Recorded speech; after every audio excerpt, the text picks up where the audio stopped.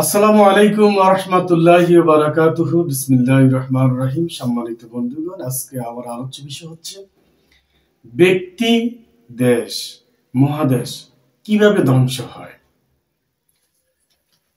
আমি আপনাদেরকে একটি কথা বলবো, এই পৃথিবীতে আমরা যা দেখেছি বর্তমান এই 1 মাস 2 মাসের মধ্যে ফিলিস্তিন, ইসরায়েল এবং ইরান এবং যুক্তরাষ্ট্র এবং ইসরায়েল, এই প্রসঙ্গে নিয়ে আমরা যা দেখেছি বা আমরা দেখতে পাচ্ছি, তাতে ভারতের অবস্থা দেখেছি, আমরা পাকিস্তানের অবস্থাও দেখেছি। মানুষ ধ্বংস হয় যখন বড় হয়, তখন 99% হলো বড় হওয়ার পরেই ধ্বংস হয়, আর 1% হলো ছোট অবস্থায় আরো ছোট হয়।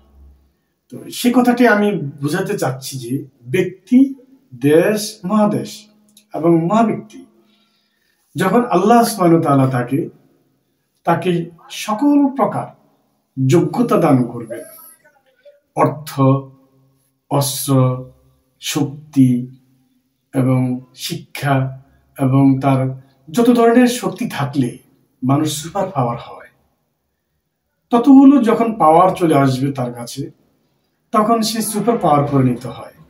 সেটা ব্যক্তি হোক, সেটা দেশ হোক, সেটা মহাদেশ হোক, অথবা মহারাষ্ট্রনায়ক হোক। ধ্বংস তখনই আসবে যখন তাকে আল্লাহ এই নেয়ামত দেওয়ার পরও সে যখন কারো উপরে জুলুম করবে, ক্ষতি করবে, তার ব্যক্তিত্ব টিকিতে গিয়ে একে অপরের সাথে বিবাদে সে জড়িয়ে দিবে, আর সে মনে করে এটাকে খুশি, এটাকে তার জয় মনে করে। কিন্তু ভুল। আমাদের সমাজে, আমাদের বর্তমান প্রেক্ষাপটে আমরা দেখেছি যে মানুষগুলোর মধ্যে দাম্ভিকতা, অহংকার চলে আসে, অহংকারের কারণে, হোক এটা অর্থ, হোক এটা রাজনৈতিক, হোক এটা তার যে কোনো সুপার পাওয়ার, তার মাঝে শক্তি আছে, তার মাঝে অহংকার চলে আসছে, তখনই সে পাপ, অপরাধ, অন্যায় করতে সে পছন্দ করে, আর এটাকে সে অনেক বড়ত্ব মনে করে, নিজের ক্রেডিট মনে করে। কিন্তু এটি তার একমাত্র ধ্বংসের নীলা খেলা। আপনি দেখেন, আজকে যুক্তরাষ্ট্র সারা পৃথিবীর একটি মডেল। তাদের শিক্ষার দিক দিয়ে তারা এগিয়ে আছে, প্রযুক্তির দিক দিয়ে তারা এগিয়ে আছে, অস্ত্রের দিক দিয়ে তারা এগিয়ে আছে, এবং তারা বর্তমান সভ্যতার দিক তারা এগিয়ে আছে, এবং তাদের জীবন মান দিয়ে তারা এগিয়ে আছে, তাদের দেহ রং সব মিলিয়ে তারা সকল দিক দিয়ে তারা উন্নত পর্যায়ে আছে পৃথিবীর অন্যান্য রাষ্ট্র থেকে।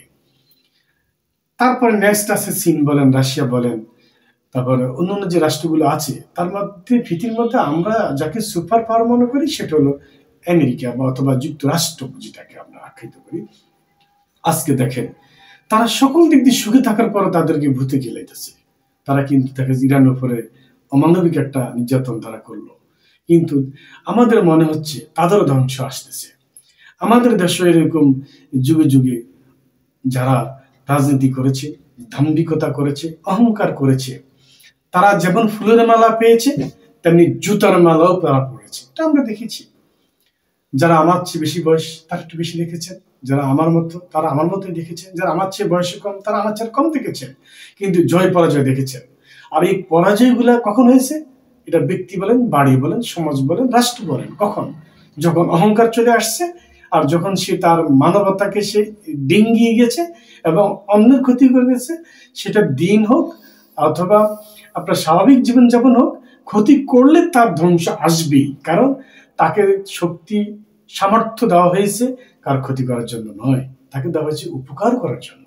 সে যখন উপকারই করতে পারলো না, কার ক্ষতি করে পড়লো, তখন ওই ব্যক্তি, ওই দেশ, ওই রাষ্ট্র আল্লাহ পাকের পক্ষ থেকে তার উপর ধ্বংস এবং গজব, প্রায়শ্চিত্ত তাকে নেমে আসে, তাকে ভোগ করতে হয়, আর সে ডেস্ট্রেট, ধ্বংস হয়ে যায়।